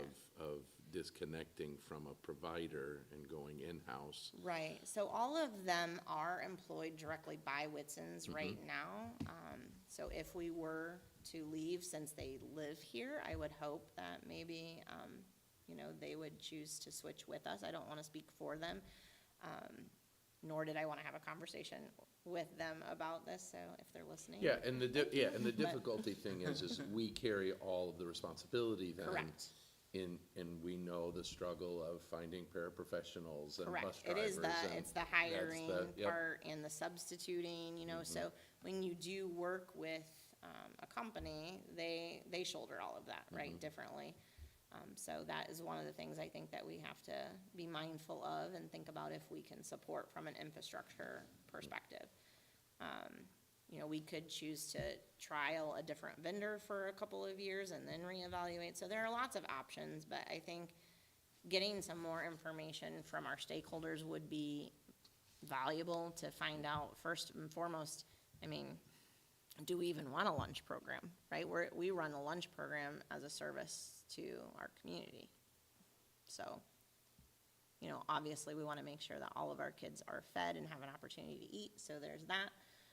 But the numbers, you had the dining report from Whitson's in front of you, and we had, 85 kids took lunch on average per day at the elementary school, 69 average per day at the middle school, and 46 average per day at the high school. And I would say, typically, coming into the school year, we start out stronger with home lunch, because kids like to bring that lunch from home, they like to get up and make it and all that, and then it kind of falls off in the winter months, and people rely more on purchasing school lunch. But we've stayed pretty consistent, with only about a third of our school district Do purchasing. you have any evidence of what participation rates are at other schools? I could gather that data. Some of the other vendors that I have spoken to definitely have that data to share. And one of them that they talked about was in Morris, just started an off program, so not National School Lunch Program. And they have a contract with a vendor where they get like 1% of the profits back. And their sales have just exceeded 3 times what they expected because of the type of food that they're able to offer at the price point that they can offer it. So everything's a risk reward, right? You're always looking at. So I'm gathering information on what it happens if you go off National School Lunch Program. Are there hoops to jump through to get back into it if we should so desire to? Right now, I'm really just trying to drum up people to bid us if we go back out for bid, because I think we need to have more options than one. Yeah. So that's the update. Any questions on where we are with that? Thank you for looking into that. I know you spent a lot of time looking at options, because what we're doing is not sustainable. So I appreciate the forward thinking. Yeah, and, sure. I would say, National School Lunch, again, if our lunch prices were matching the reimbursement, could be a benefit for us. I want to say that Megan spends an awful lot of time every month filing claims. So there is internal labor that's going into these claims that aren't really helping us so much at this point in time either. So we did bring in about $80,000 a year from National School Lunch Program each year for the past few years. So again, it's just that reimbursable rate of how many kids take lunch that qualify for free and reduced status. So do they pay promptly? payment from the government hasn't ever been a problem. Yeah, they do, but I will reiterate that loss does include the revenue, so that's like net loss. Just so we all are looking at the same numbers. Yep. Okay. Is this also something, could we get some help from the student reps? Like Yes, our I would love to. We boots on began the the ground discussion here? last year about lunch, but I think having a targeted, pathway would make a lot more sense, and we could involve our middle school and high school students as well. You guys have anything to add? I mean, not really. I mean, Do you eat it? The school lunch? I'd sometimes, probably like Sometimes. once a week maybe. Bluntly. Oh, yeah. Jack's doing But- few good men, I want the truth. Oh, I do want the truth. Do you eat school lunch, I Alex? personally do not, Mhm. but I have before. Okay. I wouldn't say that's like awful. Like it's just food. I think a lot of kids expect like what they get at home, and it's not like we're not gonna have like Krispy treats and like cookies and Like we do have cookies. stuff but stuff they expect is like unreasonable and It's not gourmet, right? yeah, right. So, I mean, I do want to know like our options, but I think some students put it like our food is unedible, but it definitely is. But seeing those options would be a good Yeah. thing to know. To put in perspective, at a 78. 78, in the food business, anywhere from 25 to 33% goes towards food costs. So you're talking $1.50 to $1.75 is what's making that meal. That's the hard thing. And you're like, what can you buy for $1.78, or whatever that number is? That you're shaking your head, right? You go to the grocery store, it's hard to do that. So being in the food business myself, I recognize that's a hard thing. And so the question would be, those co-ops and things like that, is that helping us or is that hurting us to be able to put Right. something on a plate? Is it creating regulations and things that make it even more difficult to Yeah. present something to them? But it's hard, especially when you're talking, you gotta give a protein and all of that. I have no doubt. It just, from my perspective, when there are food service companies who are saying that they could serve a meal for $3.50 to $4 and meet all of those standards, and they have other districts where sales are going through the roof. Again, that's off program, so, Yeah. the Yep. food has different, Yep. whatever, but, Yeah, I just wonder going off program if that helps. Yeah. Because it's just, you're threading the needle and then you're tightening that needle to do things that. The other thing I would mention with going off program, so being on National School Lunch has other restrictions outside of even what we feed students. So we used to, prior to being National School Lunch, we would have fundraisers in the morning, not that they were nutritious, but kids would sell donuts, right? Or they would have something else that they might sell as part of a fundraiser. We cannot have food sales in school because that competes with the food program. We can't bring in, like, we couldn't do a Pizza Friday and sell slices of pizza because it competes with the food program. At one point, we had vending machines. We can't have vending machines because it doesn't meet the nutritional requirements, and it competes with the food management program. So Now it there- sounds like Goodfellas. and that's not, that's not Whitson's rules, Sure. that's National School Yeah, Lunch yeah. Program Yeah. rules. And so I think, there just are a lot of restrictions that are placed upon schools that participate in that. And so we need to weigh, again. And we have restrictions because of where we're at, because of school size, because of the lack of vendors. My sense would be free up some of the restrictions where we can, I think would create some positive movement in Right, in this world, so. yeah. Okay, well, we'll do some more research and give you an update next month. And then the last thing I just wanted to share is about enrollment, because I know that we are carefully monitoring and watching to ensure that our schools are able to continue to provide instruction to students that are coming in. So we have had 23 students move in this school year. We've also, though, had 13 students move out of the district this year.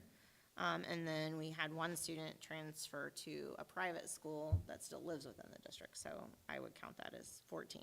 So we have a net of 9 students is all so far this year. So we ended last school year with about 730 students, and we're sitting at 730 students right now. I know that doesn't math, because I just said that we have a net increase, but some of it is just the difference in class sizes too, you know, so we had a big graduating class.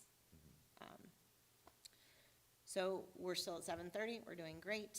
Our high school last year was at 217, they're at 211. Our middle school is at 214, they were at 218. And then that middle school is hovering around 295, so. What is building occupancy for students at each of the buildings right now? What is the occupancy? Meaning, How many how until many, we're full? yeah, I mean, just roundabout, you don't have to give the Okay, exact so I put that numbers. out there before, so I don't wanna be giving different numbers, but the middle school is at about 250, 245, 250. The high school is about 270 that it could take on. We have a lot more square footage here at the high school, but it's not instructional space.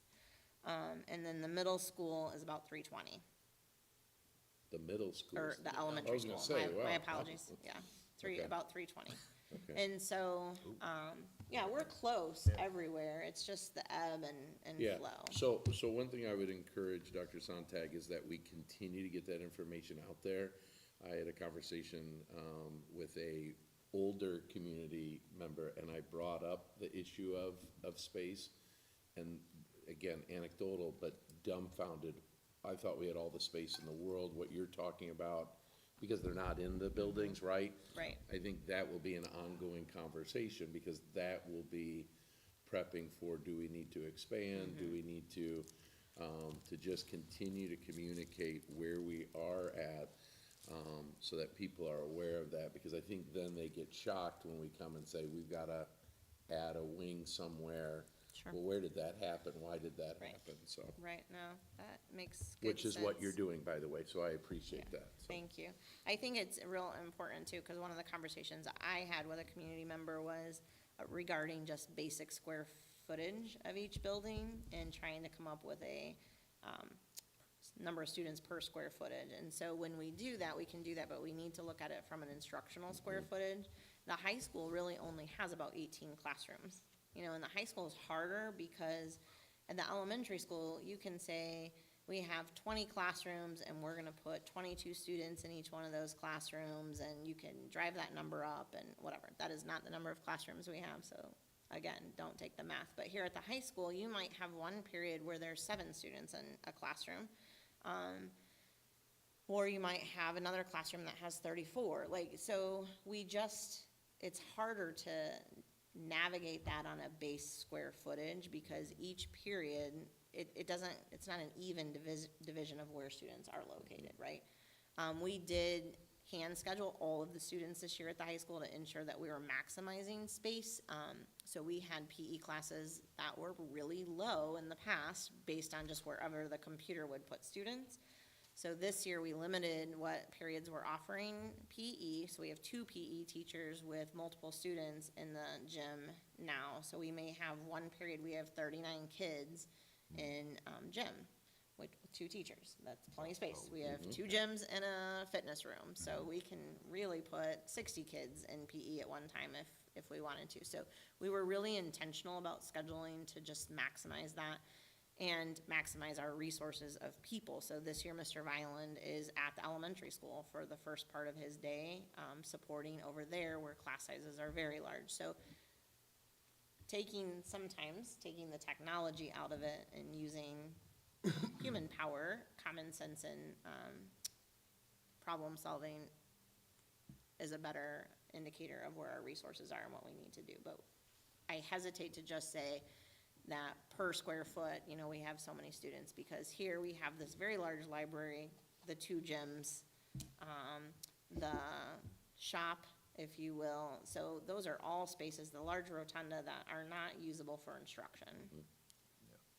But critical, Critical for To- running a high school. yes. For yeah, sure. Yeah, so it's not wasted space. It is but it's- absolutely not, but it is Yeah. just not classroom instructional space, and there is a difference in that, right? And there's a difference in that type of space. The middle school would be next. There's, you know, a lot more non-instructional space at the middle school than there is the elementary school, but less than here by design, a nature of what we're doing in those buildings program-wise. So we will keep talking about it. And I am going to the Hinckley Village meeting later this month, to kind of share with them where we're at and to hear more about what they're seeing and just really staying abreast of all of the trends so that we aren't surprised. So I'll share all of this data there too. Yeah, there's a great scene in Apollo 13 where they've got to fix a problem in the spaceship or whatever you want to call it. And they take all that they have. They say, this is what's on the ship. This is how we can fix the problem. This is all available to them. And they initially say, we can't do that. But they NASA figured it out. And one thing I just would applaud is, there was a lot of initial pushback of saying, we're gonna move 5th grade to another building, and that's fixing the problem without just building new. And you don't hear anything about it anymore, right? And it was you guys managed that really well. So here are the buildings we have. How do we address the problems with what we have? Because the answer hopefully isn't always gonna be keep building, right? That's very expensive, and so continue to find creative ways to use the buildings to the best of their ability is really great, so. Thank you. That's all I have. Okay, perfect. We'll move on to our discussion. First, we'll talk about the district and building finalized SIP goals. We started talking about this last month, so I don't know. So there were no changes to the district, or building SIP goals. We were providing some space in case the board wanted to review those and come back with any thoughts or questions around that. They are, set very aggressively, but our building administrators and our staff want to attack teaching and learning. That is why we're here, right? We've spent a lot of time over the past few years talking about finances and facilities, which also needed to happen, but we are an institution for teaching and learning, and we want to really, really emphasize that. And so while they are aggressive goals, that is ultimately what you want, 80% or more of your students meeting standards.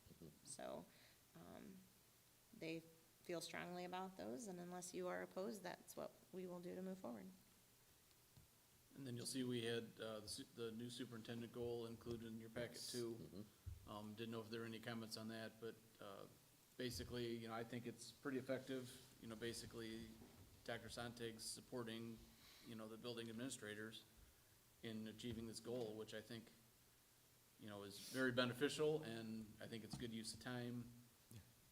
It's great to associate the superintendent goals with our, building goals, so I didn't know if anybody had any comments on that.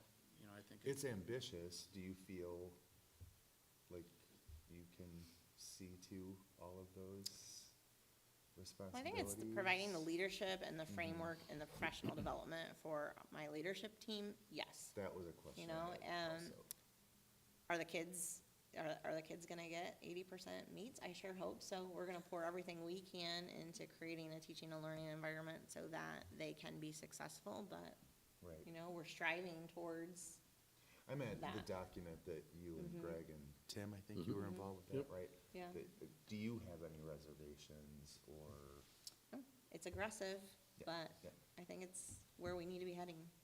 In terms of faculty professional development, are there conferences or, do we have thoughts about how we're gonna approach professional development for faculty? Yes, so, it's looking very different at each building, but we are, for instance, at our October 10th Institute Day, we have things set up across the district, with outside vendors to do some virtual training for our staff, Okay. related to data analysis, data collection, What does that look like at high school, and what are the learning tools that we can use for gathering that information, and at the K-8 building as well. Our staff are really good about seeking conferences in their content area. We are continuing to emphasize, though, data analysis and data-based instruction, as well as how to bring student engagement and content alive for students. Also, we are working on teaching students how to use AI effectively, right? So Magic AI is developed for schools, for teachers to have some efficiencies, and then for students to learn appropriate ways. It's filtered and guarded, if you will, like, almost like a school-based Google search engine, but to teach them how to utilize some of that for life and work productively with integrity and honesty. And so we'll be working on that as well. Sharon was a big part of helping us get that out, so there will be PD on that forthcoming as well. Great. So we're just gonna continue with some really targeted areas. We did see that Title II money populate in.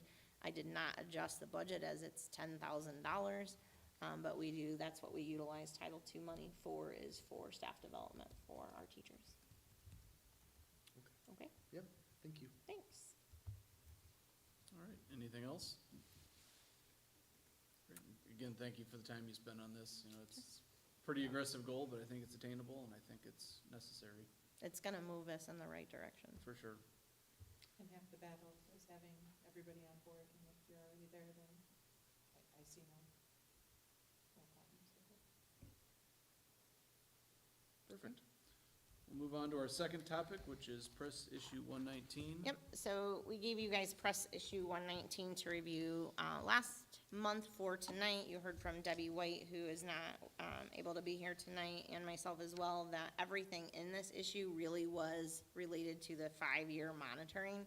There was no substantial language changes. I did pull out section 2240 because footnotes changed, and there's a little bit of a description there of what it's highlighting, but unless there is anything that stands out to anybody, these are policies that we do have in place already. It's just the 5-year monitoring. I don't see a reason to do a second reading next month unless somebody has a question or concern or would like to dig deeper in any of these. Good. Okay, so later in the action, then we would Maybe we can waive stay awake, right? waive the second reading and approve press issue 119 as submitted by IASB. And again, I just remind those listening that we are part of something called Press Plus, which means policy is reviewed and written by a collection of attorneys who know this stuff very well, and then presented it to us from the state school board agency. Great. Then we'll move on to our last one, which is policy review.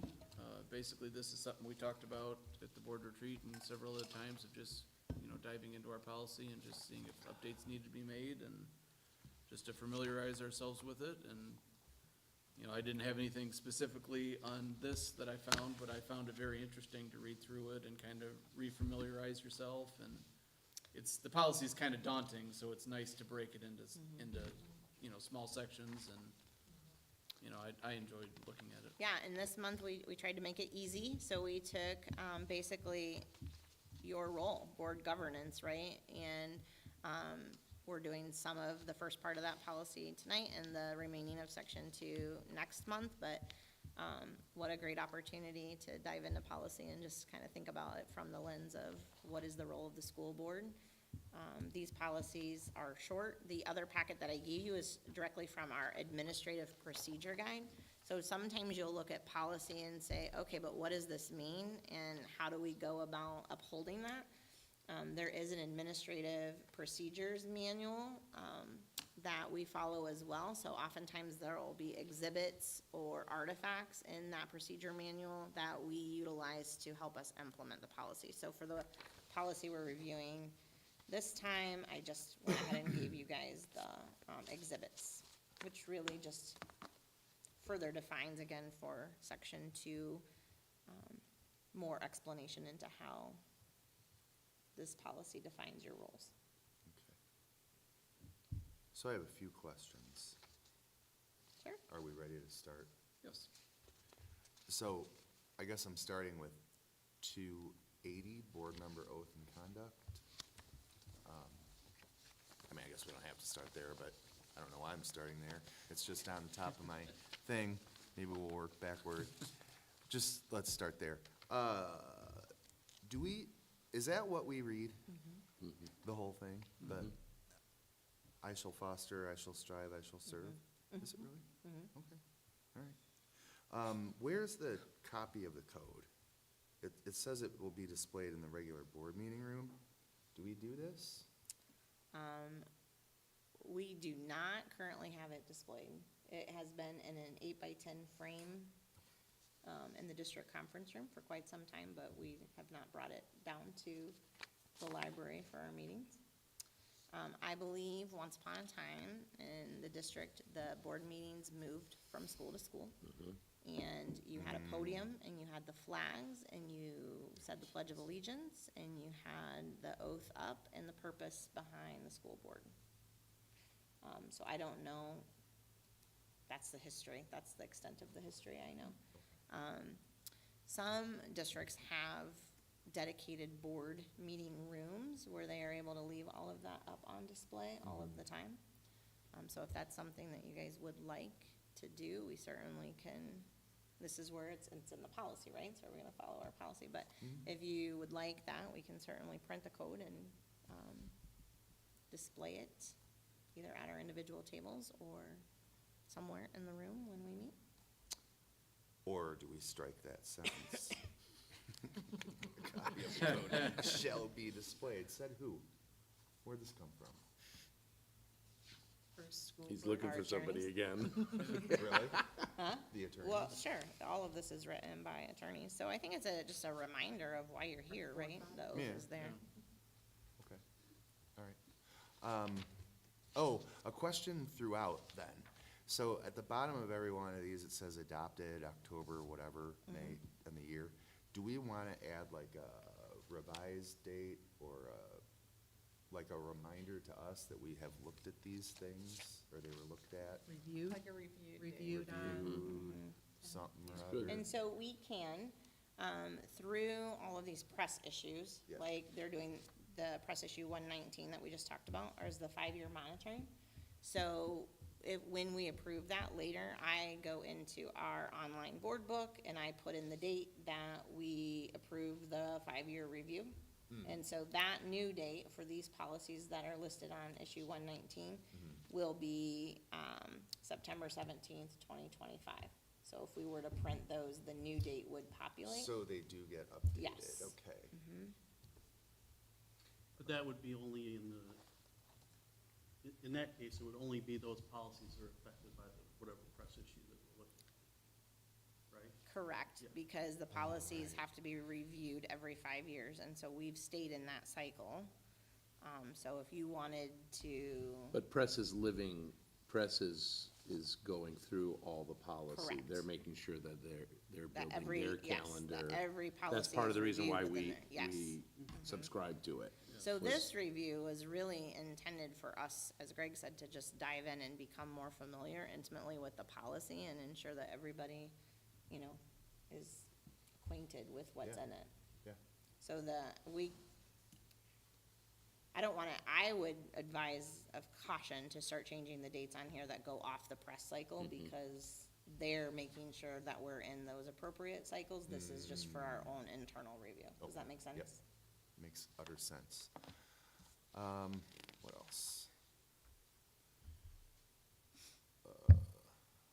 On 230, school district elections. So you have that big first paragraph, and then the second paragraph that starts the board. By proper resolution may cause to be placed on the ballot, A, public policy referendum. Do we want referendum or referenda? I mean, is it only one that we want, or is it plural? I guess is the question. And I'm not entertaining referendums. That's icky. I think this is verbiage taken directly out of the code.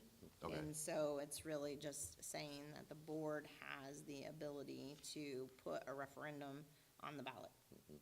And so I think, I'm not sure that we would put more than one referendum on any ballot in any given year. If that's why it's written as a, do you know what I mean? Yeah, yeah. I appreciate you bringing your English eye into this, though. Thank you. He's editing, see? Well, I am. So, well, then maybe I'll quit, because a lot of these are like tiny things, and if it's like the press folks whose punctuation and People inconsistency. bigger than you. Pardon? Or I, or Jessica. If People you bigger have than some- you, if or you- I, or Jessica that does this. Maybe you should get However, on that committee. That being said, Yeah. if you have grammatical mechanics, I will take those, because I will go in and edit our version There with you that go. information. Just a couple other things then. On 270, vacancies on Board of Education. I guess you're probably gonna say the same thing. Number 6, the decision of a competent tribunal declaring his or her election void. Really?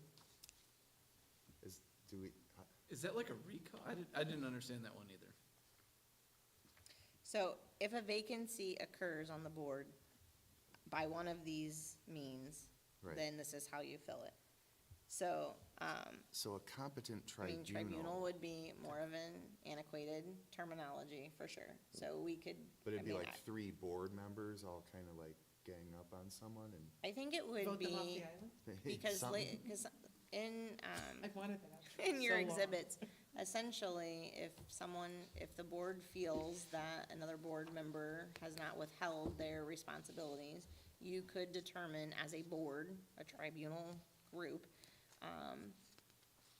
declaring, that you Someone wanted. unfit. Yeah, it's an unfit, and you go to the regional superintendent to act. And so, I mean, I think that, I understand, especially with everything that we have happening in our nearby districts with vernacular, we could certainly, I'm happy to replace that word in our policy. I don't think that would change anything structurally for the legal aspects of that. Okay, it just so. was a new one on me. Yeah, yeah. Like, Yeah. I've never heard of that before. We've been running tribunals here for a long time, Jack. Do you have special outfits or All of them anything? are on you. We're focused in on you. Oh, well, I got more here. Is this the same policy? What, yeah, just a Okay. couple of, actually, there's a small little internal thing that you might wanna fix. 7, I just had a quick question. On 7, ceasing to be an inhabitant of the district or a particular area from which he or she was elected, if the residential requirements contained in the school code are violated. Are those 2 separate conditions? I can't see how they, So we operate from a township, membership, right? So we can only have so much representation from each township. And right, so that is spelled out in the school code. So what I believe to be saying there is if you move out of the district, you can no longer serve on the board, so there would be a vacancy. right. But if you were representing, let's say, Squaw Grove, and you moved to Pierce, and that then over-represents Pierce, you would no longer be able to be on the board. Gotcha. But if it doesn't over-represent Pierce, then you could continue. Your representation would just change. Right, I see, okay. All right, well, I'll give you this. Okay?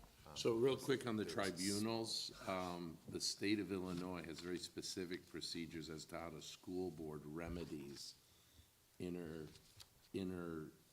school board issues. Okay. So the tribunal the state of Illinois is a unique state with regards to it. Just a quick Google search. Sure. To remedy issues within the board. So the tribunal, the phrasing of the tribunal isn't that there's a subset of the board, it is that the board is regulating itself and the word tribunal is saying the process as to how that happens. But Illinois is unique in that. So, Interesting. Thanks for looking that up. that took me all about 3 seconds. Oh, What? that's what we get. Trying to keep you out of prison there, Abby.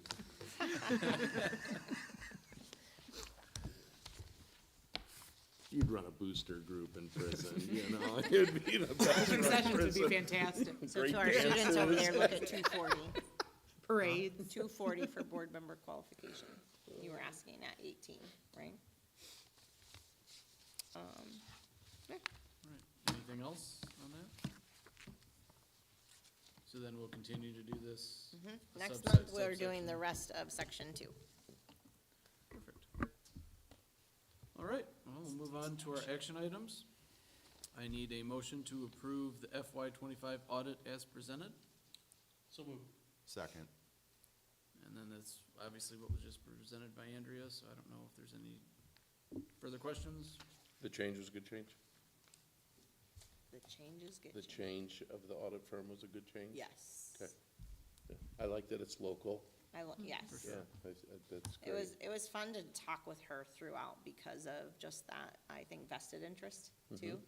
And looking at it with, you know, her professional eyes always first, but, it was good to just chat with her, and bringing it local has been amazing. The cost savings has been significant, and I feel like, I asked her if she was coming in person, and it was kind of course. And I said, well, we haven't had anybody represent an audit for quite some time, and so, I think that she's very professional. Her team was amazing, as I said, and, she says 2.5 days was a long time. I mean, we worked with our previous one for many days, and I don't know that we got the same result in the past few years, right? And so I think it's been great.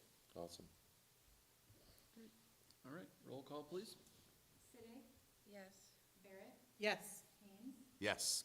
Vidal, Yes. Engler, Yes. Pritchard. Yes. All right, motion passes 6-0. Go ahead and move on to our second one. I need a motion to approve the resolution for permanent fund transfer from working cash to capital projects fund as submitted. So moved. Second. So this is what was talked about in the audit. I don't know if you have anything. It was talked about in the audit and the budget hearing. Again, this is just a journal entry, essentially, to make this fund whole and balanced. All right, roll call, please. Barrett, Yes. Haynes, Yes. Vidal, Yes. Engler, Yes. Sittig, Yes. Pritchard. Yes, motion passes 6-0. Need a motion to approve the FY '26 final budget as submitted. So moved. Second. All right, so this is what we talked about last month, and then in the hearing also. I don't know if there's any further comments. All right, roll call, please. Sittig, Yes. Barrett, Yes. Haynes, Yes. Vidal, Yes. Engler, Yes. Pritchard. Yes. Okay. All right, and I skipped one, it looks like. Thanks you, Abby. So I need a motion to waive the second reading and approve Press Plus 119 policy updates as presented by IASB. So moved. Second. All right, and that's what we just talked about. So roll call, please. Haynes, Yes. Vidal, Yes. Engler, Yes. Barrett, Yes. Sittig, Yes. Pritchard. Yes. All right, I need a motion to approve the HBRSHS Overnight Leadership Retreat on November 1, 2025. So moved. Second. All right, roll call, please. Engler, Yes. Sittig, Yes. Barrett, Yes. Haynes, Yes. Vidal, Yes. Pritchard. Yes. All right, so we had a couple FOIA requests. I don't know, we're suspecting that some of these are AI generated, but it sounds like they didn't require a lot of time. They did not require a lot of time, but there were significantly more this month than there has been. Most of them, again, center around purchase orders, lots of purchase orders, contract rates for related services, people interested in what AI subscription agreements we have on file. And then some of them we get every year, a copy of principal contracts and our CPA. middle school graduate names and the high schools they're attending, which Can that be given? we do not have middle school graduation, and we don't track what high schools our students in the district attend, so that is what is shared. Can that even be shared? To me, that seems like that's not, sorry, okay, sorry. I don't ever share anything that is Personal specific, yeah, information, to students like that. But these are easy because we don't have a middle school graduation, right? We're a unit district, and I think mostly it's intended to gain information about elementary districts and then what high schools they go to, and if kids are attending the feeding high school or going elsewhere, so, yep. That's it. Okay. And then move on to Derek, our, wait, Derek. So for the first three, what is the mechanism that we're using to respond? All of this is through email, because that is what was requested. Now, the first three are what is believed to be generated by AI. When you ask for clarification, there is no response. There's never a response from this at all. I'm familiar, that's why I'm asking. Yeah, So, the reason why I'm asking is it's not uncommon for us to find out, to get contacted by that group 3 or 4 months after you provided them information. So it is not uncommon for them to say, hey, we never got anything, what's the status of our request? And that's kind of why I was asking, because, I'm like, well, we just spent all this time and effort into the request, and then you clearly haven't even looked at it for 3 or 4 months, so yeah, that's why I was asking. yeah. It's all submitted via email, so we have it all saved in our sent folder in FOIA. So. I've seen other school districts, though, they just have like a stock reply that they fire back. And they say, it basically says, if we don't hear from you in 30 days, we're considering this closed. Yeah. Like, we're not giving you anything. Yeah, And if we don't hear from you, well, they phrase it a little bit differently, but they basically send the ball back, right? And then nothing happens and it's just closed, which beats asking our employees to scramble and actually do something. Yeah, we have to talk about that. Yeah. I'm not sure that's the. So we fulfill all of them. We run a report, even the ones that, like this, that there is suspicion by some of the legal counsels in the state that this is AI generated. Again, we're putting, these were easy, there's none, it's all public information, and there are none. You know, those have been my responses. So if something is publicly available, you don't have to spend time putting it into this as well, so. Everyone else gives you a nice, thank you so much for the information, but we've never gotten anything back from this one.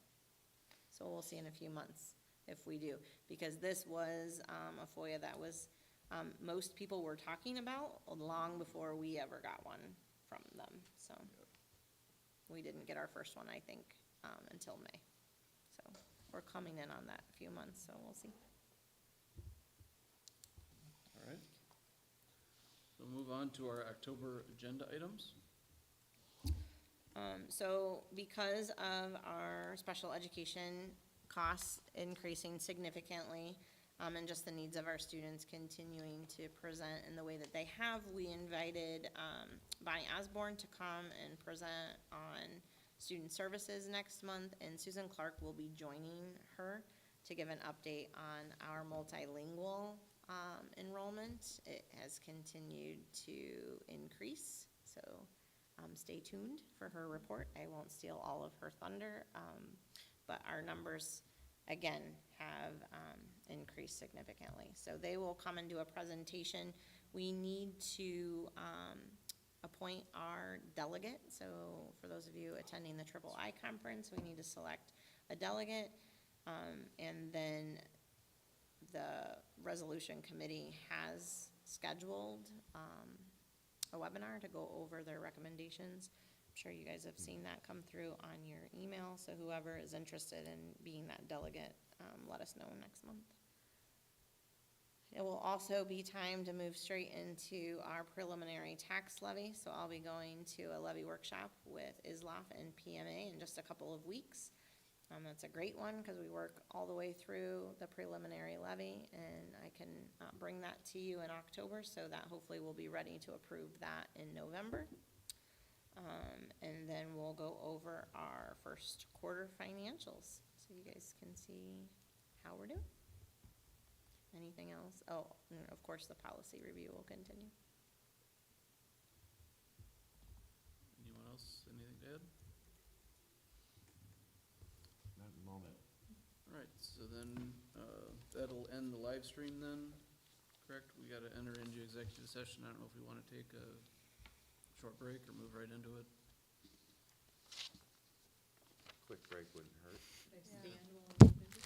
Yes. So let's take a 5-minute break and Sounds good. come back and resume.